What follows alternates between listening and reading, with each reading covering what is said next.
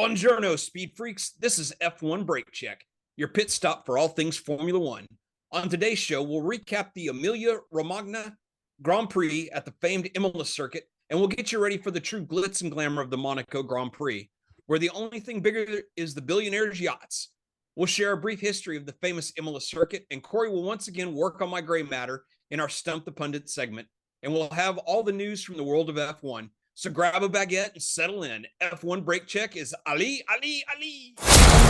Welcome. You are listening to F1 Brake Check, the epic podcast for all things Formula One, where we discuss technology, history, news, and perspective. With your hosts, Scott Vick and Corey Broom. All right, welcome back to F1 Brake Check. My name is Scott Vick. I am one of your hosts. With me, as always, is my partner in crime, my ride or die, my brother in arms, Corey Broom. Corey, how are you doing this week? Finally getting over that flu or whatever I had. Who knows what it was, but I'm coughing a lot less. I'm actually able to go for a run and work out a little bit. So how about you? How was your week? I'm doing well, but I'm glad to see that you're on the mend because I know that was pretty nasty. It was bad. I could definitely tell that you were hurting during the recording last week. Right. So Yeah. I'm so glad to see you doing so much better. But yeah, I'm doing great. It's been an insane week. I'm ready for it to be over with. So I'm ready to see some F1 racing. All right, so let's jump into the Imola history. So the San Marino Grand Prix, officially known as the Emilia-Romagna Grand Prix in recent years, has a storied history in Formula One racing.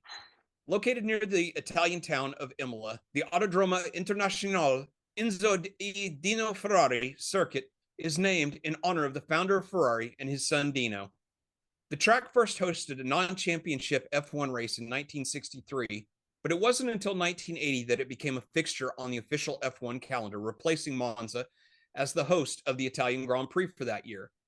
Starting the next year, from 1981 onwards, it gained its own identity as the San Marino Grand Prix, a title it retained until 2006.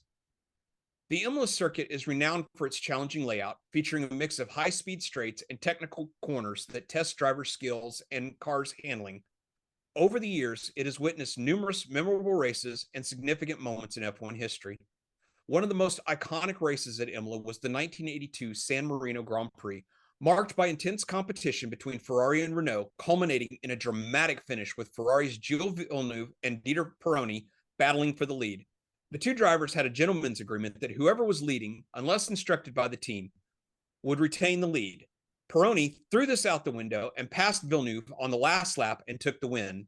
Afterwards, Villeneuve was visibly angry about Pironi's betrayal and was later quoted saying, "I'll never speak to Pironi again in my life."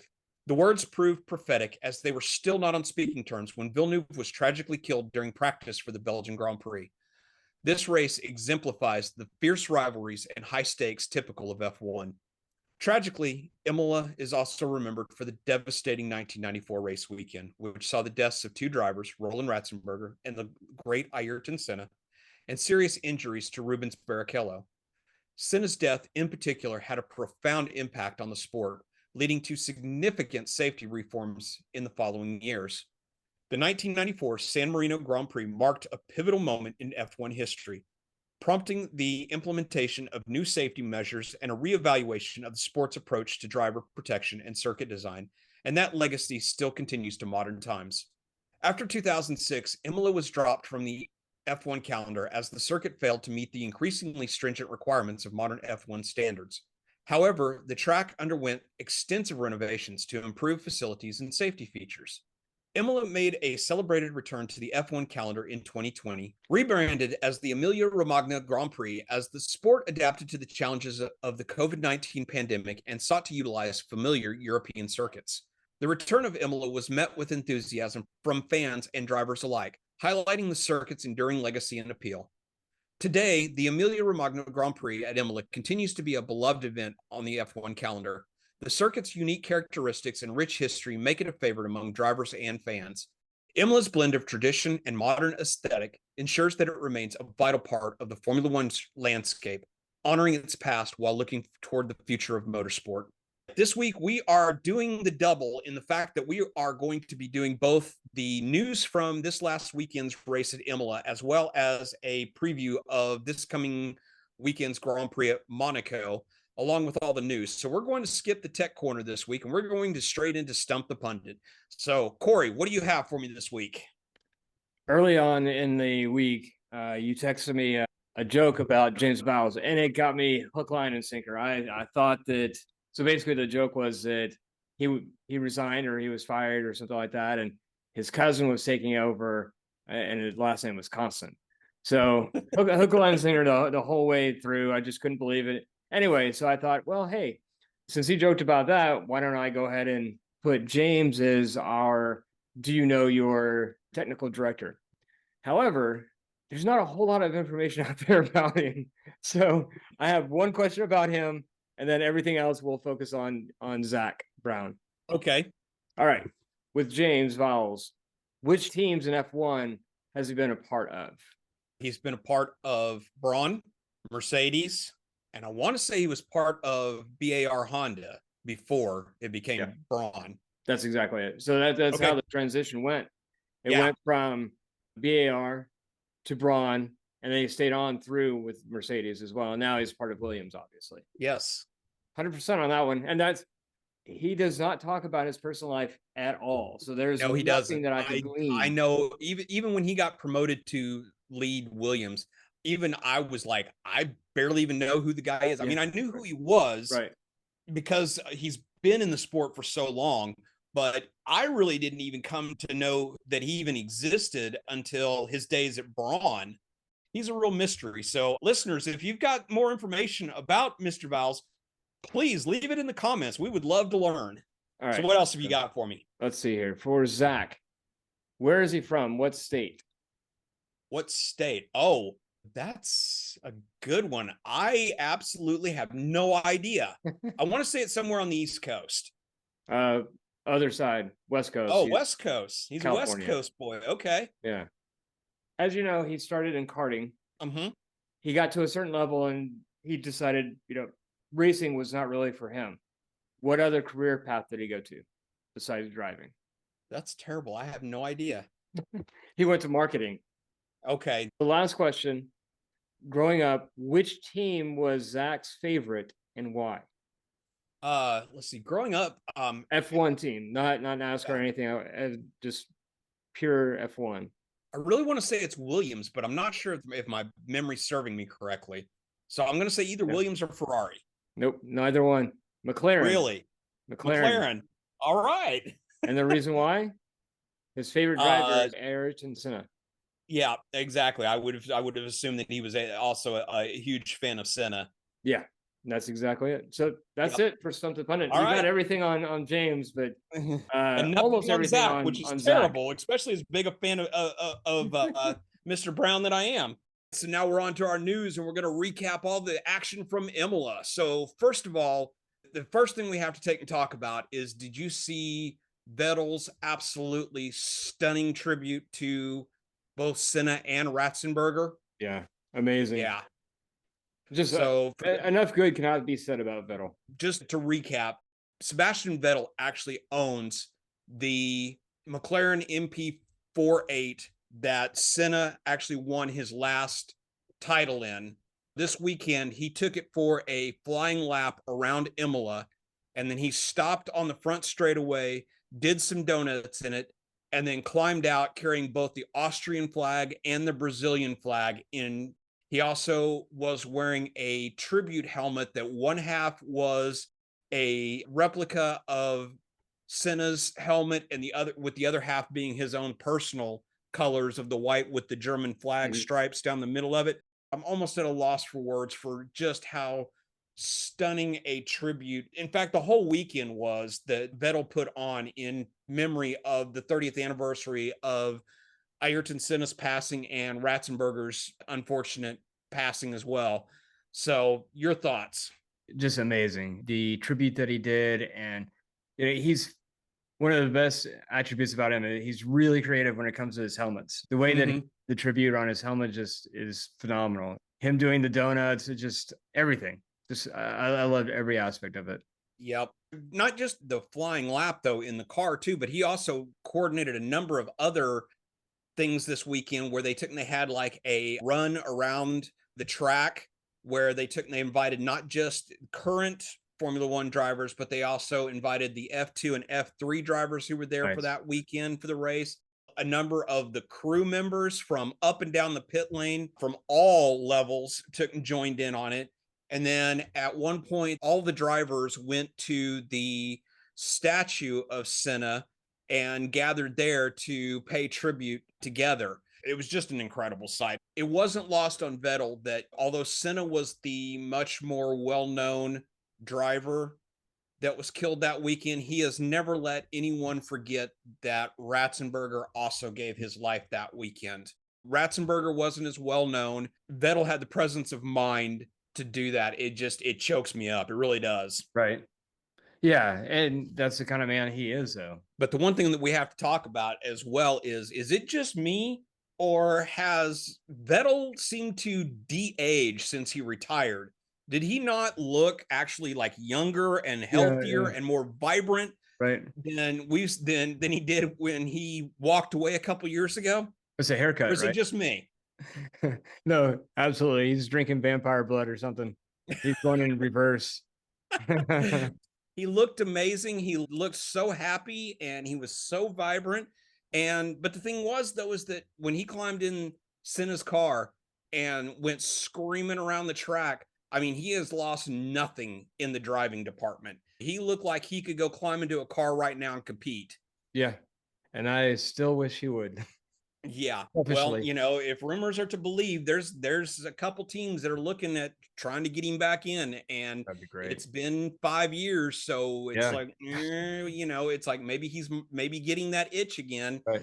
All right, so next item up is that the Andretti saga continues. So Michael Andretti is still pushing to try to get a car on the grid for 2026, to the point where he and his father Mario have actually gotten the Department of Justice and a bipartisan group of senators who have asked the DOJ to get involved in looking at Formula One and the possibility of them having uncompetitive practices in keeping Andretti out. So your thoughts? I don't see how that's going to go very far. I mean, I can see him posturing, and I think that's all it's going to be.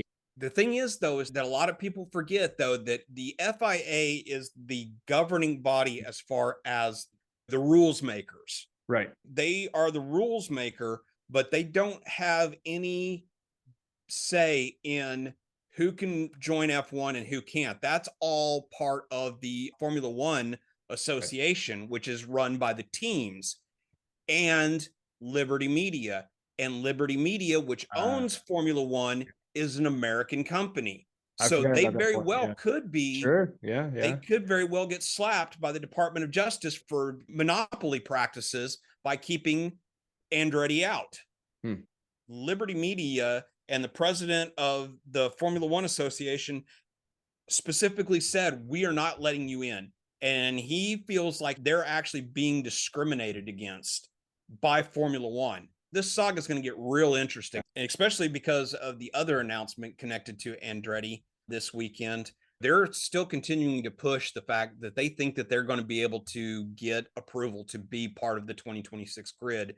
And they had a very major signing this weekend in Pat Symonds, who, for those of you who don't know, Pat Symonds, his final title was team principal, but he had a number of technical jobs coming up through the years as technical director and other engineering heads and things like that for Benetton, later Renault, when they bought out Benetton. For the last, I think it's either 7 or 8 years, he has been the technical director at the FIA. So this man literally wrote the rule book for the cars that are in use right now, the cars that are being driven in anger at Monaco this weekend and that were driven last week at Miami. He literally wrote the rule book on these cars. He was very instrumental in the engine rules. He was very instrumental in a number of other initiatives that the FIA has done. So for him, and originally he was going to retire because he's 71 years old. And the fact that he apparently saw something in what Andretti is trying to do, that he was willing to forego his retirement and go off and play in the garden or run on a yacht or whatever the heck it is that he's into, and instead signed on with Andretti in a technical role there. I thought that was pretty telling. So the next item up, the Schumacher family this week was awarded a 206,000 euro award from a German publication that apparently published a AI generated interview, and I'm doing the interview in quotes, with Michael Schumacher to bring everybody up to speed. Michael Schumacher, 7-time world champion, had a very serious skiing accident with a very, very serious head trauma. It's been over a decade now. And in that time, the family has guarded his privacy almost like with a religious fervor.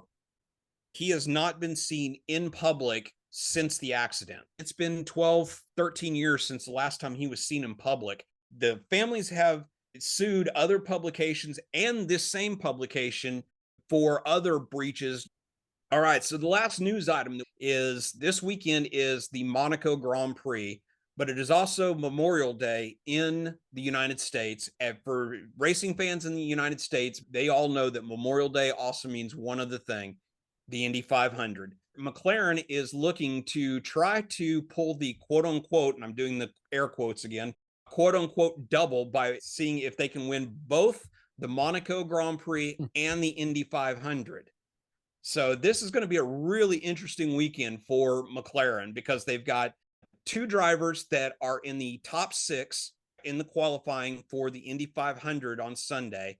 And I think their third driver is in the 3rd or 4th row, if I remember correctly.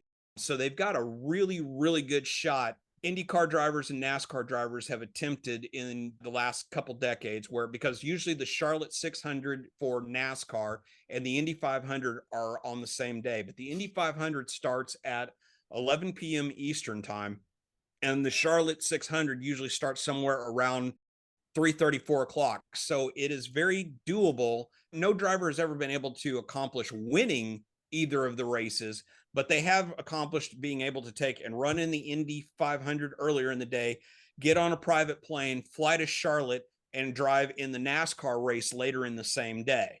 Kyle Larson has qualified 5th. He's a regular on the NASCAR circuit, and this is his first attempt at driving the Indy 500. As far as I know, it's his first attempt at driving a IndyCar, period. And the fact that he was actually able to qualify 5th, we got a guy who has a really great shot at maybe pulling off a win this weekend. It's actually Alexander Rossi, who is one of the regular McLaren drivers, is the one who qualified 4th. And Pato O'Ward is on the 3rd row in the middle position, 8th. So, I mean, they've got 3 cars that are really, really strong. And at one point last year in the race, Pato O'Ward was right in the thick of things, and he got a little too greedy, a little too aggressive, and ended up putting himself in the wall and, kind of ended his day. But, I think he's learned a lot from what happened last year, and I think he's got a really good shot.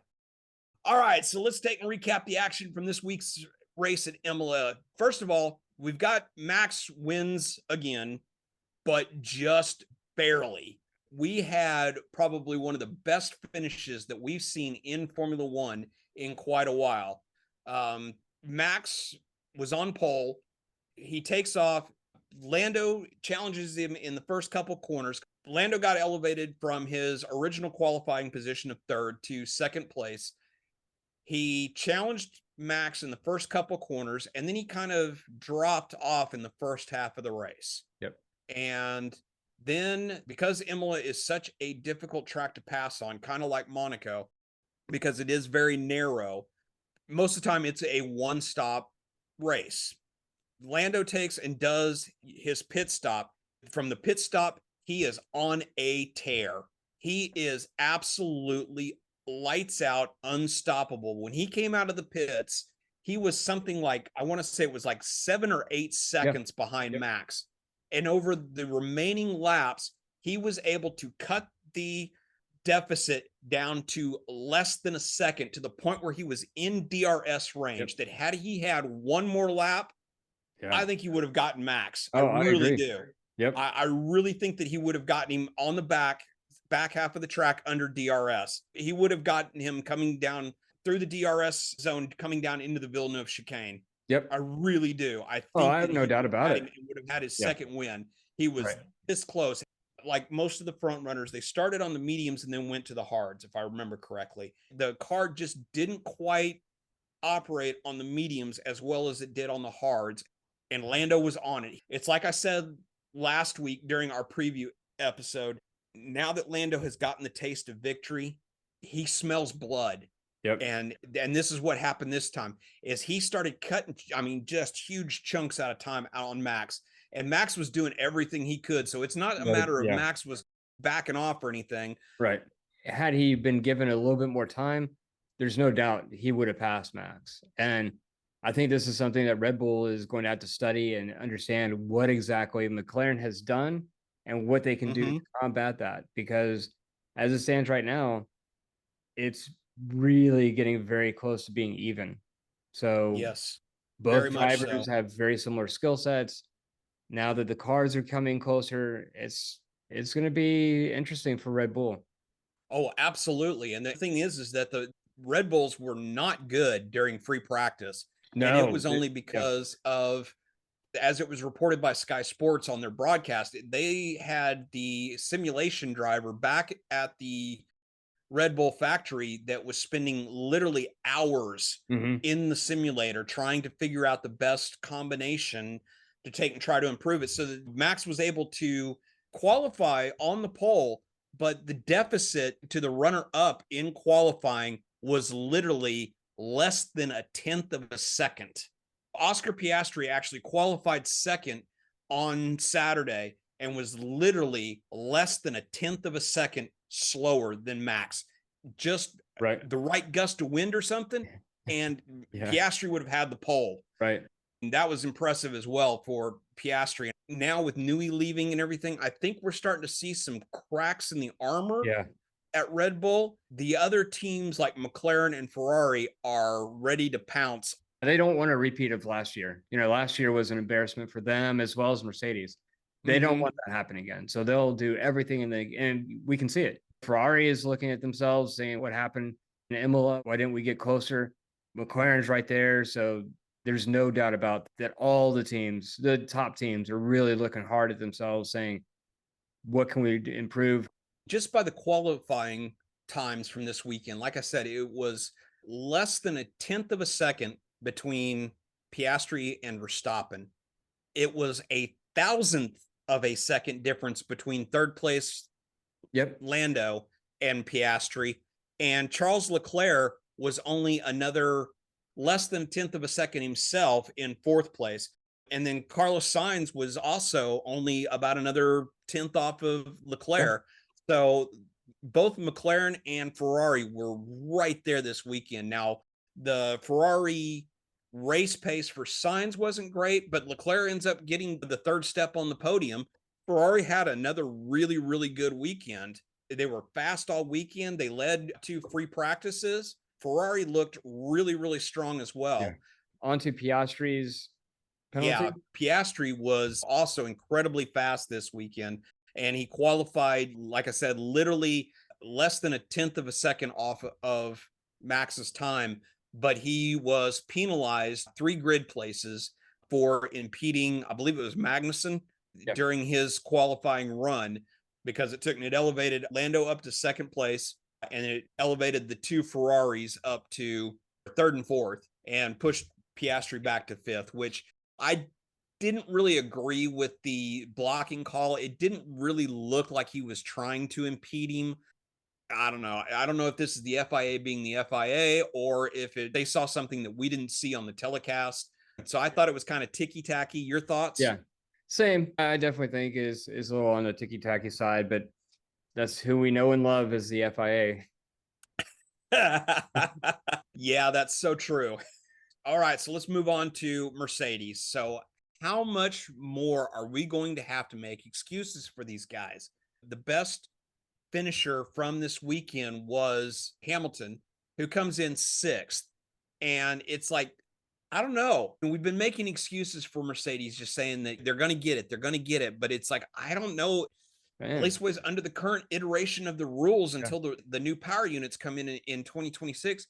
Are we going to be talking about Mercedes being 4th or 5th best team on the grid? We talked about earlier in the season, Lewis saw that they were not going to be able to make the changes necessary for next year in time to make the car competitive, and that's why he jumped ship. Your thoughts? Yeah, no, I wholeheartedly agree that Lewis definitely found something. He saw something there, because you don't jump ship from a racing team that you've been part of for so long, that you've won so many championships, unless you completely have lost faith in their ability to get you to the top of the grid.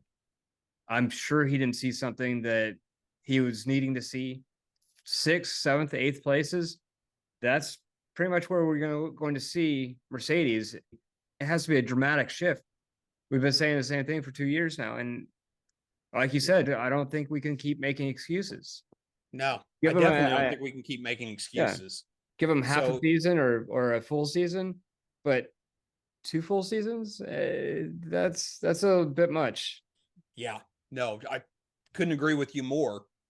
Even with the cracks in the armor that Red Bull has right now, there's not enough of an advantage to go to Mercedes for Verstappen. Rumor has it that Sainz is on the short list by Audi to team up with Hulkenberg.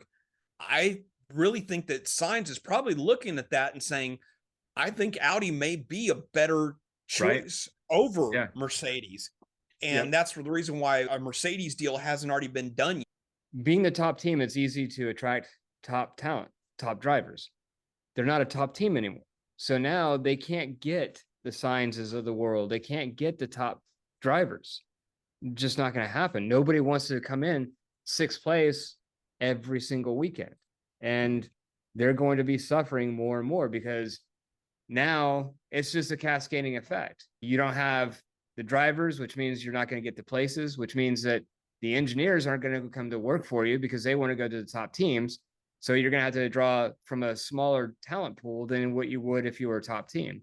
So it's going to be a really bad effect for them for the next few years, unless, again, maybe they can turn it around. Lewis this week came out and said if he was in Toto's shoes, he would definitely be looking at trying to promote Antonelli into the Mercedes seats. Put a young driver in there, someone who can take and help develop the car next year and have it ready to be competitive once again when the new power unit rules come in 2026. So what do you think? George has been with the sport for a little while now, so I don't know, though, if I would rate him as a good number 1. He's a talented driver, don't get me wrong, but you need a clear division of a number 1 and number 2, especially for a team like Mercedes. I don't know if I would get that from George. I could see them trying to pull Sainz over, because he would be a great number 1. Somebody that George could tutor under, learn a little bit more, and then eventually become that number 1. But see him just being, he's just not there yet from a maturity standpoint. So I just don't see them bringing somebody younger, especially somebody younger than George, in. Not right now. I have a sneaking suspicion you're right.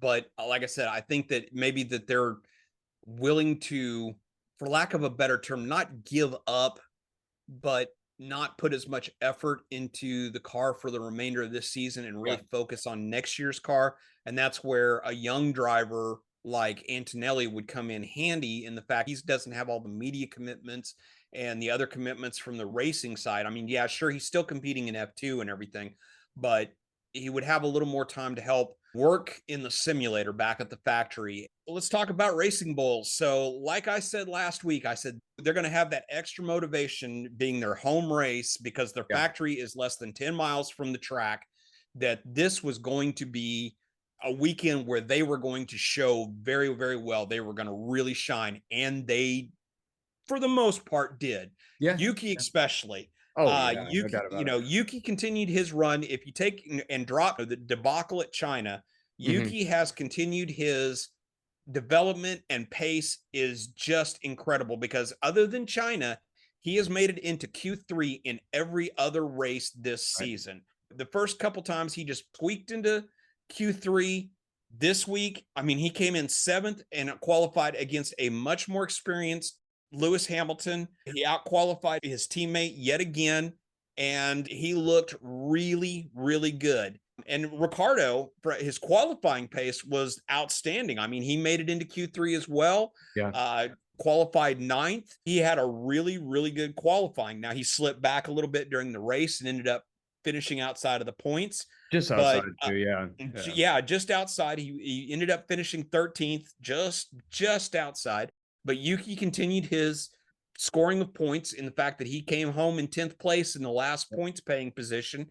Yuki is just on a tear right now. And I think that Yuki is doing everything he can, trying to say, hey, I deserve a look as a possible replacement for Checo as Max's teammate for next year. Right. And the thing is, though, is he's done a complete 180 from his first couple of seasons in Formula One.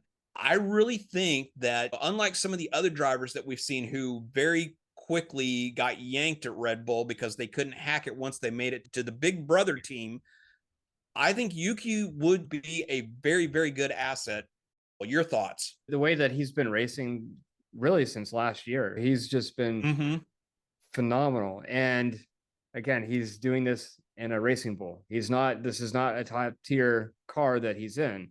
So showing that he's at 15 points, Danny is at 5 points for the entire season so far. I definitely would see him as a huge asset. Let's move on to Aston Martin. So this was a absolutely horrible weekend for Alonso. Alonso takes and goes in Q1. Alonso takes and goes off the track at the final corner, goes into the kitty litter and ends up damaging the car. So he's out in Q3 and they have to fix some things on the car. So he ends up having to start from the pit lane. And that pretty much just ruined his whole weekend. He was not able to make any kind of inroads during the race and everything. And he ends up coming home 19th. And the only reason why he came home 19th was because Albon had an off and ends up not even finishing. And that's the only reason why Alonso wound up in 19th place. Right. Yeah. So it was just a disastrous weekend for Alonso. Yeah. And then Stroll was kind of surprising in the fact that he didn't qualify great. I mean, he did make it into Q2. He ends up qualifying 13th. But the thing is he took and he drove a very strong, very solid, very uneventful race and winds up in the points. Yep. Winds up finishing 9th. So once again, the mystery that is Lance Stroll continues. Is he a good driver who is still trying to find his way? Yeah. Or is he a mediocre driver? This is how I think about Danny Rick, is that he's a mediocre driver now, and every once in a while you'll see flashes of brilliance. I don't really see that with Stroll. I know there's a lot of negativity against Stroll, but I really see him as being a solid driver. He's consistently in the points now, whereas before he really wasn't ever in the. I don't see him making the stupid mistakes that he's made in the past. I really see him somewhat coming China in. Not accepted. Do what? China accepted. Yeah. Except for China. We'll just gloss over that one. But for the most part, overall, so far, yeah. Yes. No, agreed. All right, so let's move on. One of the things that's been very surprising is considering where they started this season, the fact that Alpine is continuing to surge and continuing to surprise has been kind of the revelation of the season. So they started off the season looking absolutely atrocious. Yeah. The car was grossly overweight. They were having all kinds of reliability issues with it. And lo and behold, this weekend, both cars make it into Q2. They looked much, much stronger than what they have in the first few races of the year. Now, their race pace was kind of dropped off a little bit. They both ended up sliding backwards in the order from where they qualified. But both of the cars are starting to look much, much better. And unlike at Miami, where we saw Ocon and Gasly, their elbows out fighting each other, This time it was a much, much cleaner race for both drivers. So your thoughts on Alpine's resurgence? It's fantastic to see that Alpine is turning it around, and really in short order, because at the beginning of the season, I just thought it was going to be one of those throwaway seasons. They've turned it around in just a few races, and they're really starting to show huge improvements in performance. And they finished 14th and 16th, which before we have a couple of podcasts where we're actually laughing about how bad they were. Now they're actually starting to get up into almost points range. So yeah, very, very happy to see that. Let's talk about one of those very, very entertaining teams in Haas. Haas has continued to really, they're going from strength to strength to strength, that they are looking better every week. Oh, yeah. Nico Hulkenberg, now that he's got the weight off his shoulder of where he's going to be come next season and the bright future that he is seeing for himself at Audi, he has just been lights out. He made it into Q3, qualified in 10th. Now, he did slip back a little bit in the order and ended up coming out and missed the points by just, I don't even remember what the difference was. I know that it was really, really close. And Magnussen, he didn't have the greatest of qualifying. He ends up qualifying in 18th, but then he carves his way through the field and ends up coming in just right behind his teammate in 12th. I think that kind of answered our question of, is Magnussen, with him being so close to a possible race ban, is he going to play it more safe, if you will? Right. Yeah, no, that ain't happening. Magnussen just carved his way through the field and ended up coming home in 12th, just, again, just right behind his teammate. And he looked really, really good. He looked like you said during the last podcast. Now he looks more like the K-Mag that we know and love. Yep, exactly. He was a lot more clean this race.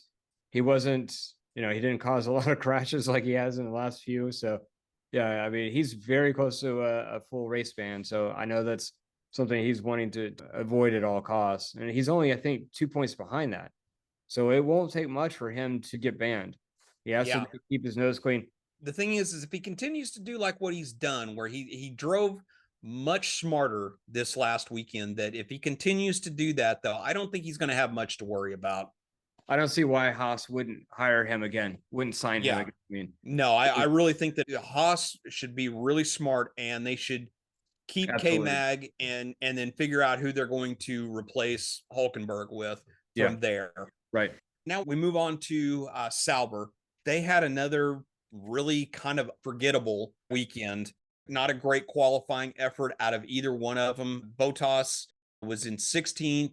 Granu was in 17th. They end up finishing. Zhou comes in 15th and Bottas comes in 18th. So not a great weekend for them. The pit stops are still woeful. They're not nearly as bad as they were at the beginning of the season, but they're still not great. Strategy's not great. At the very least, get your pit stops right. Everything else they can correct. Just get that done. That's going to help your racing dramatically. Let's go ahead and finish up with Williams. We talked about it last week during the podcast for the preview for Imola, that Albon signed a new long-term deal to stay at Williams. With that news, that was not a great weekend for Williams in general. Not at all. Albon, especially for Albon. Yeah, exactly. He had an okay qualifying. He gets into Q2, but he ends up in 14th, right on that cusp of almost being bumped. And then he takes and has a disastrous race, does not even finish. Logan Sargent has a miserable time in qualifying. He goes off as well, doesn't even get in a qualifying time. So he ends up starting at the back of the grid, ends up starting 19th because of Alonso having to start from the pit. But he had a solid race, all things considered, in the fact that he went from 19th and was able to make his way up to 17th.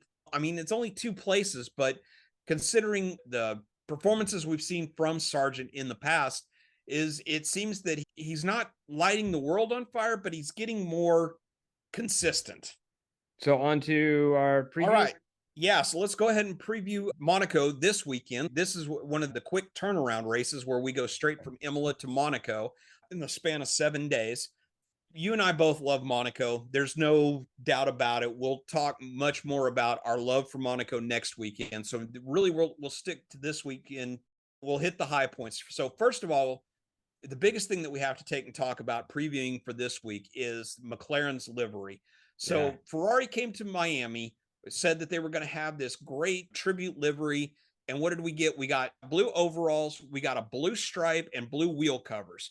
So it's like basically McLaren from Monaco said, "Here, Ferrari, hold my beer." Yeah. Yeah. Have you Exactly. seen the livery that It's impressive. McLaren? It It is very is impressive. Oh, it is just stunning. So for Yeah, those of it you is. who haven't seen it yet, they have a tribute to Senna that is just outstanding. They have done a yellow, blue, and green livery in the colors of the Brazilian flag, very reminiscent of Senna's helmet, and it is just mind blowing. And the script that they have that is stretched across the front wings with Senna's name on it and everything. And both Piastri and Lando have special helmets this weekend that pay tribute to Senna as well. For those of you who don't know, Ayrton Senna is considered the king of Monaco in the fact that he has 5 pole positions and he has 6 wins in the Principality, which is more than any other driver in the history of the sport. He literally was the master of Monaco, and he did it all with the exception of the 1 win that he had for Lotus. His other 5 wins all came in McLaren's. And so for McLaren to pay the tribute that they are this weekend, 30 years on from his death, is just, like I said, stunning is the only word I can think of Yeah. for it. Yeah.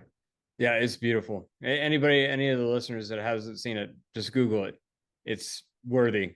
Yeah, it is. During the offseason, we talked about the 10 most beautiful Formula One cars in history. And some of those cars, the cars themselves were beautiful, but the liveries on them also is part of what made them so beautiful.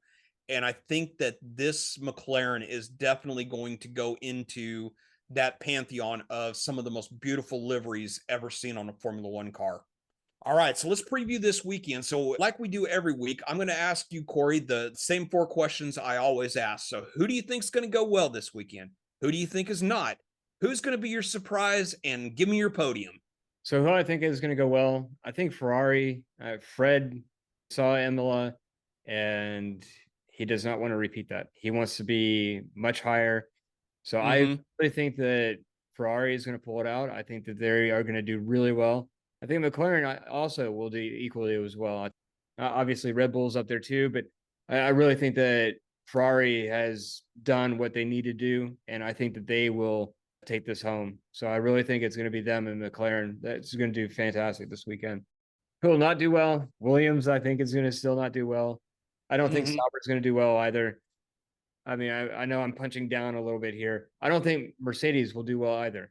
The person that's going to really shock us this weekend, I'm going to say Ocon. I think that Alpine's going to continue down their upgrade.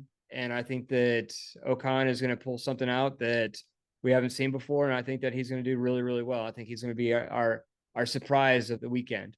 So my podium, I'm going to go with Lando. Like you said earlier, he smells blood and water. I think he's going to win it.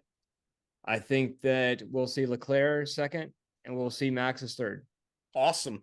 All right. So I'm going to do the same thing. So I totally agree with you. I think that it's going to be a 3-way fight this weekend between Ferrari, McLaren, and Red Bull. Absolutely. I think we're just going to see a continuation of what we saw last week at Imola. I think that Checo will have a much better weekend this weekend than what he did last weekend. So I think that it's going to be that 3-way fight. And I agree with you that I don't think Williams and I don't think Sauber, for the obvious reasons, is not going to have a good weekend. Williams, this is not a track that is going to suit. Yeah. Williams does not do well on low speed tracks. They are much better in a straight line than they are going into the turn. So the car is very, very unstable, very, very nervous going into the turns and everything. So I don't think this is going to be, and because Monaco is such a slow speed track, I think the statistic is that you're only on full power. I think it's only like 50 something percent of the time. Right. The rest of the time, you're under braking, or, you're feathering the throttle, and it's not going to be a track that's going to suit Williams. So I think that you're dead on those two. I think that who's going to surprise, and unlike you, I think that Mercedes is actually going to look a little better this weekend. I think the higher speed tracks, Mercedes has not done very well at this year, but I think that the lower speed, I think that they're going to look much better this weekend than they did at last weekend at Imola. Yeah. So Mercedes is going to be my surprise for this weekend. And my podium, I'm going to have my heart podium and my head podium. So my heart podium says that Leclerc will win, because this is a true home race for Leclerc. And he has come agonizingly close. He sat on the pole the last couple of times that they've come to the Principality. First time he had an accident at the very end of qualifying, and the car broke on him on the formation lap. And the following year he qualified on pole and ended up crashing out. I think he's really going to want to make amends for that. He is really wanting to win his home Grand Prix, and I think that's going to give him just that little bit of extra motivation that's going to put him on the top step. That's what my heart says. Now, my head says, you're right, Lando's going to win this weekend. I think that Lando, after the win in Miami and getting so close, when the dust settles on qualifying, I think we might see Max on the front row, but I really think that it's going to go one of two ways. It's either going to be Max and Lando, or Lando and Max. That's how I see qualifying coming out.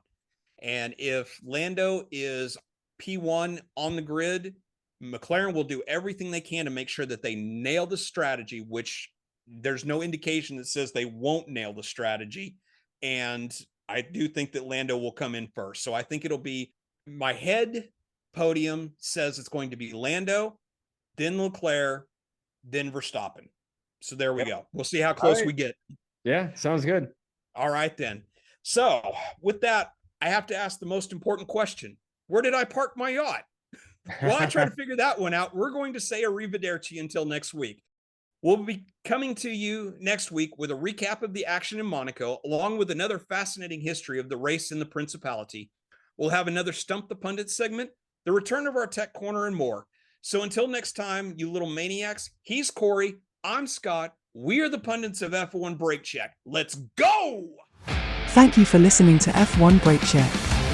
If you have enjoyed what you heard, don't miss a single episode by hitting that subscribe button in your favorite podcatcher, or you can watch the video version on YouTube.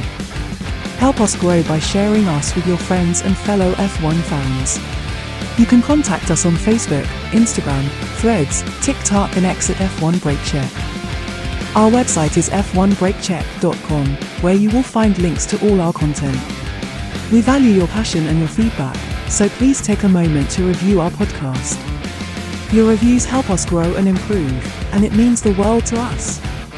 Share your thoughts, rate us, and let us know how we can make the show experience even better. F1 Brake Check is a production of Brake Check Media. For your hosts Scott Vick and Corey Broom, until next time, keep yourself inside track limits, and try not to pitch it in the kitty litter.